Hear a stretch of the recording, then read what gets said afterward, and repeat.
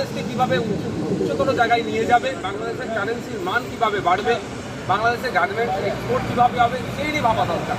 আর সর্বোপরি বাংলাদেশের সাধারণ মানুষ থেকে শুরু করে সকলেরই দাবি তোলা দরকার। আমি একজন প্রতিবেশী রাষ্ট্রের একজন নাগরিক হিসাবে আমিও দাবি তুলব, বাংলাদেশে যত দ্রুত নির্বাচন হবে তত বাংলাদেশে এই যে অস্থিরতাটাকে তত দ্রুত শেষ হবে, আর না হলে এই অস্থিরতা বাড়তেই থাকবে।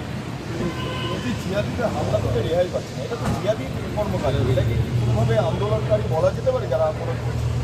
দেখুন, ব্যাপারটা হচ্ছে ওখানে আপনিও নেই আমিও নেই, কার রাজনৈতিক কোনো অভিসন্ধি থেকে করছে, কারা কি করছে, সবটাকে সব জায়গার সাথে আমি দেখে দিতে পারবো না। কিন্তু দুর্ভাগ্যের বিষয়, আমরা বিভিন্ন সময় বিভিন্ন নিয়ে কথা বলছি, ইন্ডিয়া থেকে বাংলাদেশ সম্পর্কে অনেক কথা হচ্ছে, কিন্তু আমরা এই বাজেটে দেখলাম বাংলাদেশের জন্য বরাদ্দ বাড়ছে। অবশ্যই প্রতিবেশী রাষ্ট্রকে যে সহযোগিতা করার দরকার সেটা করছে, কিন্তু আমার দেশ থেকে এই আওয়াজটা উঠছে না, দেশের প্রধানমন্ত্রী থেকে বা বিদেশ সচিব আমাদের যা আছে বা বিদেশ মন্ত্রী যিনি আছেন, যে বাংলাদেশের দ্রুত নির্বাচন আসুক। বাংলাদেশে দ্রুত নির্বাচন হলে একটা সরকার ভোটের জনগণের ভোটের মাধ্যমে সরকার নির্বাচিত হলে সে সরকারের অনেকটা দায়ভার থাকবে এইগুলোকে আটকানোর জন্য। আচ্ছা, এখানে একটু বারবার দলিলে বলা হচ্ছে, সেখানে বলা হচ্ছে হিন্দু মৌলবাদ, কিন্তু অদ্ভুতভাবে ইসলামিক মৌলবাদেরও তো এখানে কার্যত একটা উৎপত্তি দেখা যাচ্ছে সীমান্ত এলাকাতে। দেখুন, আমি একটা কথা জোর গলায় বলছি, কে কে কিভাবে নেবে জানি না, যারা যে কোনো ধর্মকে সামনে রেখে অন্য সমাজের অন্য ধর্মের বা নিজের ধর্মের মানুষের উপরে যারা অত্যাচার চালায় তাদের বিরুদ্ধে আমরা, সে হিন্দু ধর্মে থাকতে পারে, মুসলমান ধর্মে থাকতে পারে, খ্রিস্টান ধর্মে থাকতে পারে, বিভিন্ন মায়ানমারে যারা আছে তারা ওখানে মুসলমানদের উপর অত্যাচার চালিয়ে, যারা বৌদ্ধ ধর্মের মানুষ, যারা হিন্দু ধর্মের মানুষের উপর অত্যাচার চালাচ্ছে ধর্মীয় ধ্বজাকে সামনে রেখে তাদের বিরুদ্ধে আমাদেরকে লড়াই করতে হবে। এবার সিপিএম তার সংবিধানে কি লিখবেন না লিখবেন তার দায়বদ্ধতা আমার নয়। আমরা ইন্ডিয়ান সেকুলার ফ্রন্ট প্রতিটা অন্যায়ের বিরুদ্ধে আমরা থাকতে পারে, জোর শক্তি ছিল মানে এই নয় যে তার কাছে আমি সবটা জবাবদিহি করতে হবে তাকে। না, মানে সিপিএম যে নীতিতে চলছে বলা যেতে পারে, তাদের এতে কোনো ইসলামিক মৌলবাদের কথা উল্লেখ নেই, শুধু হিন্দু মৌলবাদ, মানে তারা কি এটা ইসলামিক তোষণের মাধ্যমে ভোট রাজনীতি? দেখুন, একটা কথা বলি, এই তোষণের নামে শোষণ হচ্ছে, এই কথাটা রাজ্যে আমাদের বিজেপি সব থেকে বেশি মানে ফেলাও ভাবে এটা ছড়ায় যে মুসলিম তোষণ হচ্ছে। তোষণের নামে আমি দায়িত্ব নিয়ে বলছি শোষণ হচ্ছে। আপনি মুসলিমদের শিক্ষা, স্বাস্থ্য, কর্মসংস্থানের অবস্থানটা দেখুন, সে একইভাবে এই তোষণের কথা যেটা বলছেন মুসলিম তোষণ, সবাই কম বেশি শোষণ হচ্ছে মুসলিম সমাজ, আর মুসলিম সমাজ নয় পশ্চিমবাংলার মানুষ শোষিত শোষণের শিকার হচ্ছে। এবার সিপিএমের হচ্ছে, আমি আবারও বলছি, তাদের পার্টির লাইন কী হবে, ট্যাকটিক্যাল লাইন তাদের কি হবে আমি তো ঠিক করে দিতে পারি না। দেখুন, এখন তো সিপিএমের হাতে ক্ষমতা নেই, ক্ষমতা থাকলে বলতাম।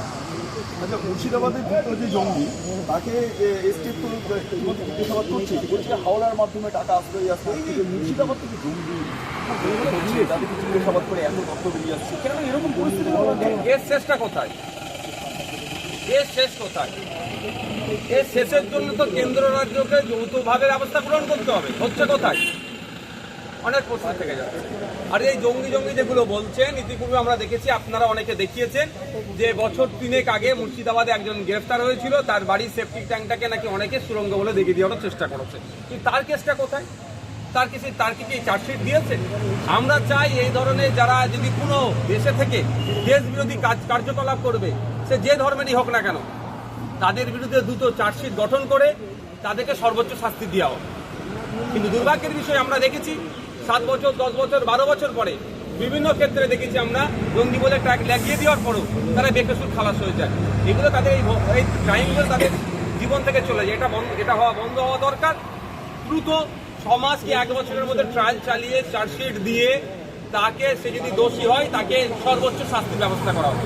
কিন্তু ঘটনা হচ্ছে যে বলা হচ্ছে এই যে জঙ্গি ধরা পড়ছে তাদের সঙ্গে বাংলাদেশের একটা যোগ রয়েছে, বাংলাদেশের একটা বিরাট বড় সীমান্ত এলাকায় ধরা পড়ছে। আমি তো বারবার বলি যে সর্বপ্রথম আমাদের দরকার ইন্ডিয়া বাংলাদেশের মধ্যে যে প্রায় 4200 কিলোমিটার বর্ডার আছে সেটাকে আগে সিল করা সর্বপ্রথম দরকার। কিন্তু দুটো অপদার্থ সরকার চলছে, কেন্দ্র সরকার যেমন অপদার্থতার প্রমাণ দিচ্ছে, রাজ্য সরকার একইভাবে অপদার্থতার প্রমাণ দিচ্ছে। তুতু মাই করতে করতে আমাদের সীমান্তগুলো, আমাদের মানে সেখানে ক্রমশ সেখানে অবৈধভাবে আনাগোনা হচ্ছে, যাতায়াত হচ্ছে। সীমান্ত যদি সিল থাকে, কাঁটাতারে যদি বেড়া পর্যাপ্ত পরিমাণে দেওয়া থাকে এবং সেখানে যদি আমাদের মানে বিএসএফ, এসএসবি বলুন না কেন, যদি বর্ডার সিকিউরিটি ফোর্স সেখানে ডিপ্লয়মেন্ট থাকে, তাহলে আসতে পারে না, যোগাযোগ ব্যবস্থাটা বিচ্ছিন্ন হবে। কিন্তু দুর্ভাগ্যের বিষয় কোনো একটা জায়গায় তুতু মাই মাই করতে গিয়ে আমাদের সীমান্তগুলো ফাঁকা থাকার ফলে আমরা এই সমস্যার সম্মুখীন হচ্ছি। ব্যাপারটা বলছে অনেক যোগ আছে, কিন্তু যোগ যেটা আছে, যাদের সাথে যোগ আছে, আমরা ইন্টারপোলের মাধ্যমে তাদের বিরুদ্ধে তো ব্যবস্থা গ্রহণ করতে পারি, কেন ব্যবস্থা গ্রহণ হচ্ছে না? শুধুমাত্র পাবলিক ভরকাইয়ে পাবলিক সিম্পাথি নিয়ে কিছু লাভ হবে না। আমাদের দেশের নিরাপত্তার জন্য কেন্দ্র রাজ্যকে কাঁধে মিলিয়ে এগিয়ে যেতে হবে। একটা ব্যাপারে চারু মার্কেটে দেখা যাচ্ছে তরুণী আইনজীবীকে ছুটি গতকাল দেখলাম সরকারি কর্মচারীর হাতে ছুরি মেরে দিয়েছে। কয়েকদিন আগে পর বন্দুক চালানো হচ্ছে, যা তা অবস্থা রাখছে, কি হবে বলে? রাজ্যের আইন শৃঙ্খলা তো তলনিতে চলে গিয়েছে। রাজ্য প্রশাসনকে যে কাজে লাগানো দরকার সে কাজে কি লাগাচ্ছে সরকার? রাজ্য প্রশাসনের দরকার এগুলোকে আটকানো। রাজ্য প্রশাসনের পুলিশের একটা উইং আছে যেটা হচ্ছে আপনার এসবি গোয়েন্দা দপ্তর। তাদের কাজ হচ্ছে এই ধরনের ঘটনা সংঘটিত হতে পারে কি পারে না আগাম তারা খবর রাখবে, আর এইগুলোকে না ঘটে তার জন্য পুলিশ সেখানে প্রোটেক্ট করবে। সম্পূর্ণরূপে ব্যর্থ। এরা গোয়েন্দা দপ্তরকে লাগাচ্ছে নওশাদ সিদ্দিকীর মিটিং মিছিল কোথায় হচ্ছে সেখানে আটকাবার চেষ্টা হবে। নওশাদ সিদ্দিকীর দলের আইএসএফ এর কোথায় নেতা উঠছে তাদের নামে মিথ্যা মামলা দিতে হবে। কোথায় আপনার যারা আইএসএফ এর সাথে যুক্ত আছে বা বিরোধী দল যারা করছে একটু সক্রিয়ভাবে তাদের নামে কিভাবে মিথ্যা কেস দিয়ে তাদেরকে আটকানো হবে, সেই কাজে প্রশাসনকে ব্যবহার করছে রাজ্য সরকার। ফলে রাজ্য প্রশাসন তাদের ডিউটি বাদে যেটা অ্যাকচুয়াল করা দরকার অন্য কাজে ব্যস্ত হয়ে যাচ্ছে। সেই পরিমাণ ম্যান পাওয়ার নাই যে বাকিগুলোকে আটকাবে। না, তাহলে এই যে দেখা যাচ্ছে বাজেট অধিবেশন, তো আপনি গত 4 বছরে দেখা গিয়েছে যে প্রচুর বাজেট তারা বিভিন্ন দপ্তরের বাজেট, স্বরাষ্ট্র সংক্রান্ত, স্বাস্থ্য সংক্রান্ত বিভিন্ন বিষয় সামনে আছে। আমি এই বছরে আশা করব আমাদের রাজ্য বিধানসভাতে বেশ কিছু গুরুত্বপূর্ণ দপ্তরের আলোচনা হোক বাজেটকে নিয়ে। অবশ্যই স্বরাষ্ট্র পার্বত্য বিষয়ক, স্বাস্থ্য বিষয়ক, সংখ্যালঘু বিষয়ক, আদিবাসী উন্নয়ন বিষয়ক, অর্থ বিষয়ক, আপনার ট্রান্সপোর্ট বিষয়ক, কৃষি বিষয়ক, এই ধরনের গুরুত্বপূর্ণ শিক্ষা বিষয়ক, এই ধরনের গুরুত্বপূর্ণ বিষয়গুলো যেন আলোচনা হয় এবং সেগুলোতে যেন বেশি করে সময় বরাদ্দ করা হয়।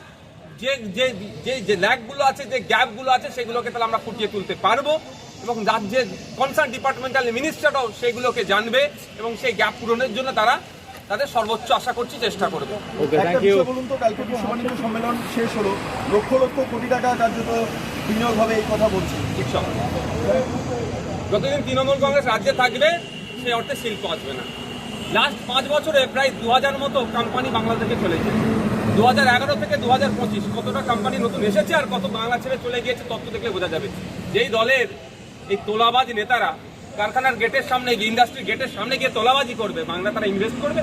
তারা শিল্পপতি, 1 টাকা ইনভেস্ট করলে কিভাবে এখান থেকে তাদের রেভিনিউটা ডবল করবে তারা সেটা আগে ভাবে, ইনভেস্ট করার আগে তারা ভাবে। আর যখন ইনভেস্ট করতে যাবে এই তোলাবাজদের মুখগুলো ভেসে উঠবে। অনেক তো প্রতিশ্রুতি হয়।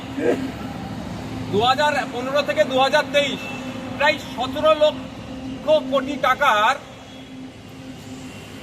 যা আপনার ইনভেস্টেড, যা আপনার প্রতিশ্রুতি এসেছিল তার 5% কভার হয়নি। আমি মনে করি সরকারি টাকা এটা মোচ্ছব ছাড়া আর কিছুই হয় না। আর সরকারি টাকাটা কোথায় আছে? পাবলিকের, জনসাধারণের ট্যাক্সের টাকাই মোচ্ছব ছাড়া আর কিছুই হচ্ছে না। এটা ঠিক আছে।